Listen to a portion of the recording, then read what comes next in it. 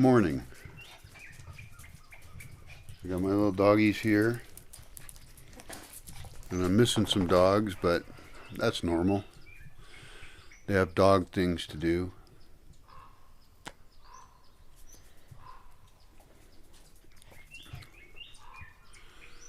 That's the sound of a raven out there.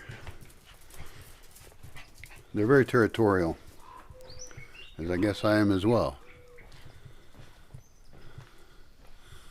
They move their nest every couple of years. There's two of them. Oh, there it is over there, way over there, on the top of a tree. And it looks huge from here. And I have seen ravens up close. One of them was dead. I don't know how it died. We collected the feathers. But there's usually two, and then they have babies, and then there's more of them for a little while as they learn to fly, and then they go away. And then every few years there's a raven party. And this video is actually about a tiny little online party. Some guys I want to talk to.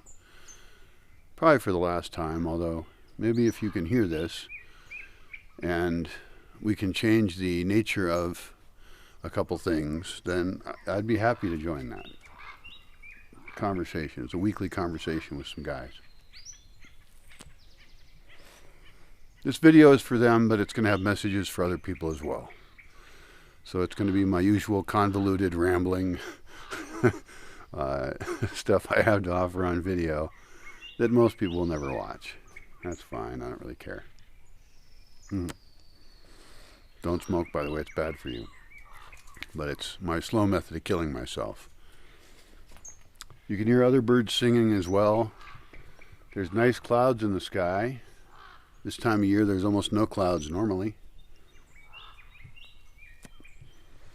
But what those early morning clouds mean is that there's going to be a really nice sunrise. And that's what I'm going to take you up to. There it goes. Off to do raven things. Ravens are really smart. They're in the class of birds called corvids, I think. Not COVID, corvids. And I'd love to train them, actually, to, like me more, because they don't like me. I'm just some person living in their forest. But the corvids, that includes crows, and I think starlings even are a type of them. I'm not sure. Let's take a walk. We have to take a walk to a view of the valley and the lake, because these clouds are going to make it so when the sun comes up, it's going to look really pretty. It's natural art. And I used to live at the building we're going up near, and I used to see every sunrise, every day. It was wonderful. But that building's really cold. There's no heating in it. There's no electricity in it. And so it's a tougher building to live in comfortably. Anyway, so back to you guys. This particular group of guys. But other people are welcome to listen in and hopefully learn something as well. Because I have some things I kind of need to say to this group of guys, and they're really relevant to more than just that group. I think it was a men's group. That seemed to be the demographic of the group. And they're from a very nice country, very nice land up there. And then they know about the area. I had to look it up. I looked it up on Google Earth to see all the cool islands there and all the trees. And, it's a country with a real nice stereotype. Everybody loves people from that country. Unlike the country I come from, where everyone's considered to be an idiot, asshole, evil, imperialist oppressor, which is a different problem. But those guys didn't treat me that way. Not one single person in the group judged me for my national origin, which I really appreciated. And I had conversations with these guys once a week. It was a scheduled conversation. And I attended almost all of them.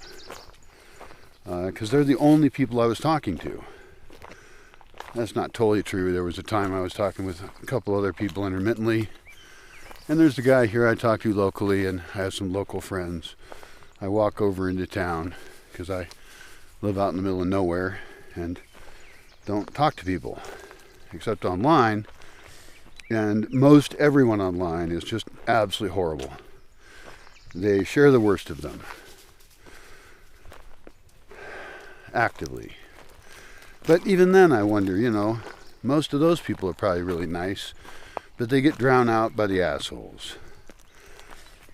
And somebody asked why I dropped out of that group. One person asked me, and maybe there was a conversation on that group saying, well, why'd that guy drop out? It sounded like there was. So I'll tell you why. And I told you before I dropped out. I didn't say I was dropping out, because every time you say you're going to drop out of an online group, then somebody else will say, it's not an airport, you don't have to announce your departure. And it's like, I get so sick of the kind of phrases like that, where it's like a clear indication the person's an idiot. Every time someone says that, I usually just block them. Even if I wasn't in the conversation, I wasn't the person leaving. It's just like, yeah, people know that, okay? You don't have to say you're leaving. But when you say, I was in this group and I left, there was a reason for that. And I feel like I don't owe it to these guys. I don't owe them anything. But I want to explain, because I think it's educational. And it wasn't because I didn't like the guys in it. I missed them.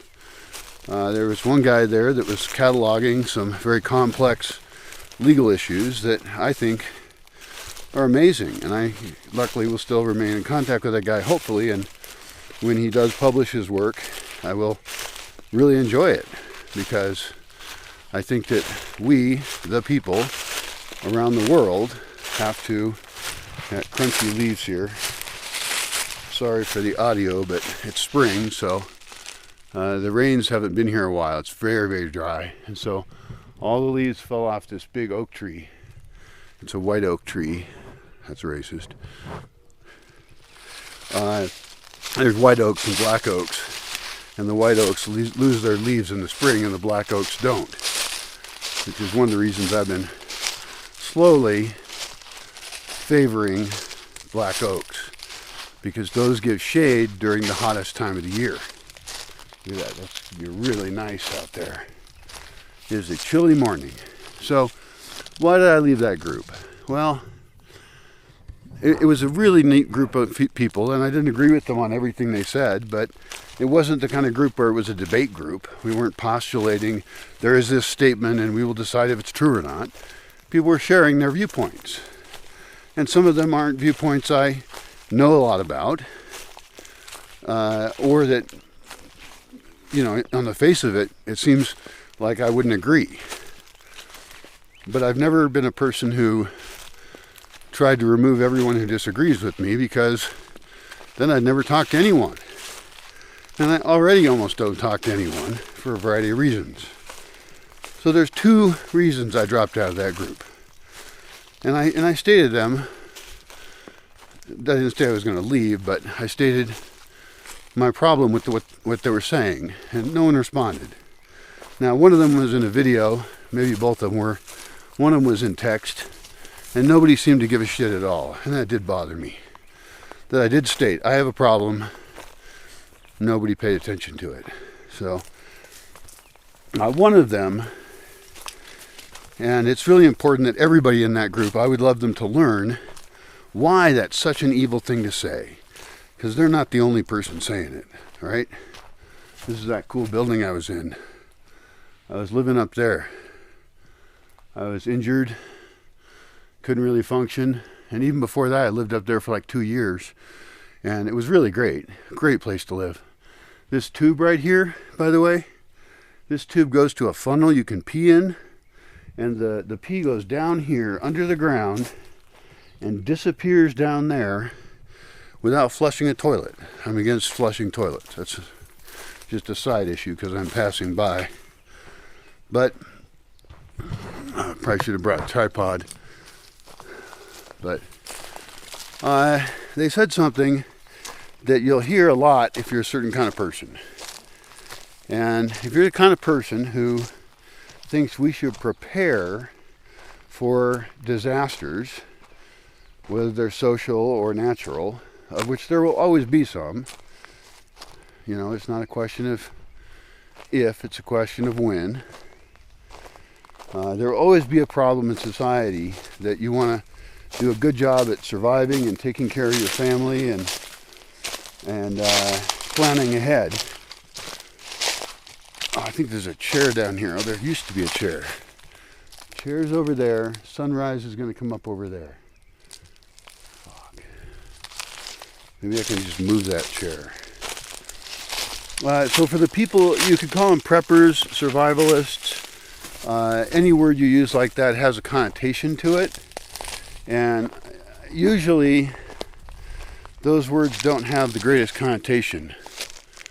Oh, I definitely can't see it's a red sun coming up through the clouds. It's beautiful. You can see the full roundness of it. It's not like an eclipse. People like eclipses because you can see the sun, right? Really cool. Well, here you can see the sun just through the clouds. You don't have to wear like special glasses and stuff.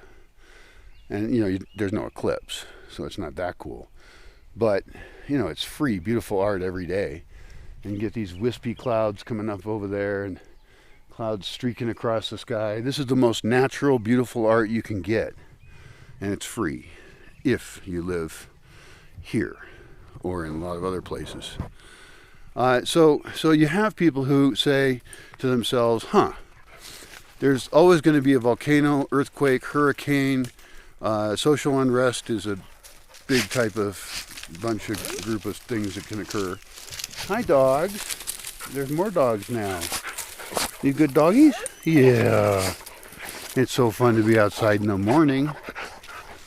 That nice chilly air. Because later, when the sun gets up, you don't want to be out here. It's just the radiation here is oppressive. I'm up in the mountains, way up in the mountains. So high altitude. So this group of people who prepare are being responsible. They are making it so that when there is an emergency, they will recover faster, which allows them to then help other people. And the higher percentage of people in your society who prepare for those kind of things, the faster you can solve problems that occur. Now, some of the bigger issues I see in society are systemic, where we're just creating our own emergency all the time. We're destroying the planet. And that's other videos. That's a bigger topic. And of course, some people just mentally do not want to deal with that. But everybody has to accept the fact that there will be problems. We're going to see them. I think I'll just keep walking around. Normally I go for big hikes in the morning. Like 2 hours every morning is pretty normal for me. And that's because I need to make my legs stronger for some reasons. So these prepper people, who some people call them even hoarders, they'll call them that if there's ever a problem. What they really mean is that they didn't plan ahead. And this gets into the story of the grasshopper and the ant, where the ant works and prepares and the grasshopper doesn't, and then is all annoyed that the ant has stuff that they don't have. Well, and it's not even hard to prep. I mean, I can't even get one of my friends in Seattle to store water. And when water goes out, which it does, like right around here, water's been going out. They've had electrical blackouts because they've become reliant on systems that are not solid. They live in a fragile system. They live in civilization. And so I don't like this term hoarders, because what it means is people were trying to prepare. And it's not like I want these bad things to happen. Even a good friend of mine, he was like, well, a lot of these people who predict all these things, bad things are going to happen, they want it to happen. And it's like, no, how'd you come up with that bullshit? They don't want it to happen. I don't want billions of people to die, which is what I predict. That's what I predict will happen. One guy a long time ago even said, well, these kind of people, they're just justifying, their lifestyle, because that's why they make this up, that it's ever going to occur. He thinks that science will just make everything be great forever, and that we can just grow humanity forever. We can just kill all the oceans and pollute everything, and all be fine. But he gets paid to say that. Nobody's going to pay for saying the shit that I say. So the actual, okay, that's rambling as always. The thing that these guys actually said, just one of them said it, but I've heard it many times, like over 1,000, where people say, well, if shit hits the fan, it will hit the fan, and it's going to hit it big this time, then I'll just go to your place. You know, because I spent the last 20 years living out in the forest, learning how to live with almost nothing, and skipping out on really a lot of the pleasures of life, really. Sorry I don't have a better camera and I can't show you the cool sunrise. It looks really cool in person. Well, I would score this one like a 4 so far. But if it comes up at all, it gets a 1.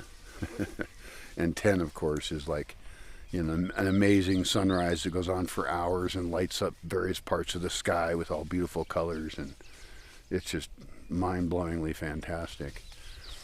So saying to someone who has prepared, who has spent years preparing for their family, for their community, at great cost, you know, it costs to store things, it costs to buy things, it costs to learn how to dry food, can food, ferment food, plant food, because I'm very into food forest farming, which is a massively expensive undertaking to get going, but ultimately will be the agriculture that any survivors of the collapse of civilization actually live on, will be from food forest farming. Again, sorry, there's hours and hours of conversation to be had there.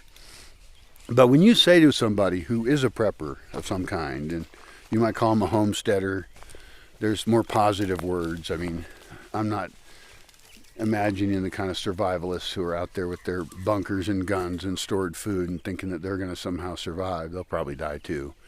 They'll just die a little slower maybe. Or maybe their neighbors will all come and kill them and take their stuff. And then they'll run out of stuff too, and they'll die then after that. So when you say to somebody who has prepared, we're going to come visit you, which I've heard from hundreds and hundreds of people, you're basically saying you're going to attack them. It's a direct threat. And I have a way I could phrase that that's damn near offensive. And I'm not going to say it. I'm going to censor myself on that. I got limits. But it's an analogy to how that sounds to a person when you say it to them. It doesn't sound friendly. It's not like, oh, we're going to come and then we're going to help you out. Offers of help are just the most horrible things, because it's almost never actual help. It's an attack to say, I'm just going to go move into your place when I've failed because I've been traveling the world and, you know, living the nice life and using lots of resources, and I've been a part of destroying the planet. When we destroy the planet, we're all just going to come to you and then magically it will work out. No, it won't fucking work out. We'll all die. And all it tells me is that you don't plan ahead and that you think somebody else is going to save you. And maybe this is a result of people growing up with governments that promise them that they'll be taken care of, and that these people then want to decide that they'll come here and I'll be their daddy government, you know, and I don't have resources right now to even take care of myself. I'm out. I'm suffering, you know, in kind of the most extreme ways that you can think of. And you know, for the only guys that I was talking to, for that to just slide in there and be no big deal, that's not okay. If you ever attempted to say that yourself, or you ever hear anyone else say that, bring this up and say, how the hell are they supposed to help you? You know? Did they plan for hundreds of people to descend upon them and that you're somehow going to magically provide for them? It's a horrible, horrible, horrible thing to say.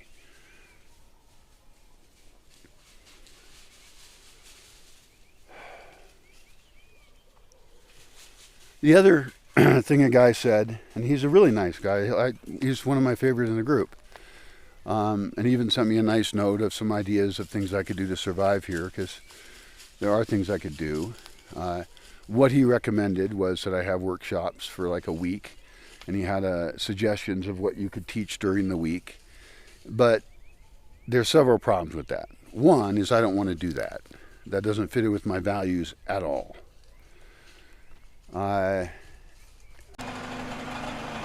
So it looks like my video got cut off there. I'm now running my small generator to power internet and to power up a little tiny power pack I've got to let me get online. My large generator is the one that's broken and I can't get it started. I just got it fixed, but that's the only one I can use to actually pump water. And it's not like I don't have water, okay? I got water. It's just I don't have running water, which is rather inconvenient.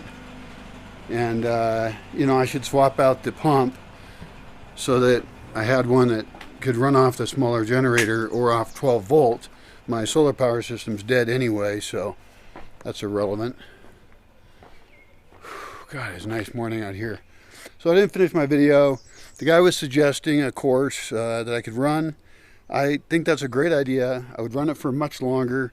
The topics he mentioned were fine. Anything I would give away in a week-long course like that, I would just give away for free. I publish thousands of videos of information and thoughts for free, many of which are too rambly. So I could make smaller videos that were more useful. How to build a solar-powered brooder, not photovoltaic. Photovoltaic is very weak and bad. I want to make a solar-powered sauna. I got lots of projects I could propose, and that would actually give somebody something concrete to support rather than just Brian in the forest. What else got cut off on that video? I think I talked about another guy who had financial solutions for me. Oh, so I would want to do longer courses if I did them on site. Because giving away information online is great. I want to give all information away online for free. Right now, the world is full of scammers who want to charge you huge amounts of money for their very questionable information that isn't based on experience. They're just good-looking people who can look shit up on AI and then spout off a bunch of nice-sounding stuff. That's not good enough at all. That's terrible. And you're just seeing a proliferation of that, you know? Nobody with real knowledge. Now, if I did have people here, there are ways I could do it, and I feel so beaten down, so worthless by all these people telling me that they want to come here for free. You know, what a dumbass I am for all the things I believe, which I don't think are dumb at all. They are the future, and the future is not that hard to see if you're me. It's apparently impossible to see or care about for normal people, but that's not me. There was one guy that told me other financial solutions. I could get a job for $10 an hour editing stuff, you know, or teaching English or doing other things. But, you know, I mean, I was making six figures back in 2000. I was doing very well. I'm an extremely intelligent guy in some ways and a total idiot in others, just like all of us, I suppose. But I'm not gonna do that. I mean, especially with all my systems failing. I mean, I have roofs falling down. I have actual problems. I have a huge risk of forest fire right now. There's forest fires all around the lake, and it's only going to take one, and I won't have resources to fight it, so it's just going to burn everything.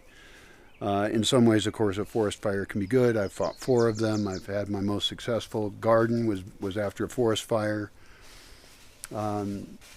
So, I mean, I think in this group of guys, I have a lot of good information I can provide, but I want to provide it for free to the world. But if I'm going to have people on site again, I have to fix my place up a huge amount to make it something resembling comfortable, because even people who think they're tough aren't that tough. They really need the comforts of civilization, many of them. And, you know, I've thought about some very creative ideas on how I could do YouTube channels here. Not necessarily with me involved, but, you know, survival shows and things with really pragmatic information and philosophical information. And so that's an option. I mean, I have a lot of options I do like, but I'm so beaten down that I'm not even motivated to do anything. I don't know how far lower I can go. I mean, when I can't even pump water, I can't do anything. I just don't care. I mean, I've stopped caring about people almost. And that's not really true. I I care so much, but I'm so frustrated by the fact that I'm the only one. And the only people who are like organizations and people who are willing to help, like anyone with resources, they just do it for tax reasons. They don't actually help people. Nobody's actually trying to help poor people in the world even. And I'm trying to help poor people all over the world with food forest farming and real solutions. So this one guy that suggested what I could do is collect resin, pine resin, which I've been doing for 18 years, 2018, something like that. And I just give that away. The people, I could get half of the money for it, and then they could do the work and get the other half, but I don't really feel like doing it. That's a bad deal. I want to help my community. All the money I make, I just feed into the local community. I don't need to be rich, but I want wealth in the world, real wealth, long-term wealth, not the industrial society which is certain to fall. And then the other suggestion you had was to sell off part of the land, which would be terrible for me because then I just get neighbors that want to run in electricity and water, make noise, build, neighborhoods and that don't operate well, that don't do rain capture. It's just building more of the civilization that will fall. So I forget what else I talked about when my video cut off. I don't know how it cut off even. But anyway, I do like you guys. You're fantastic.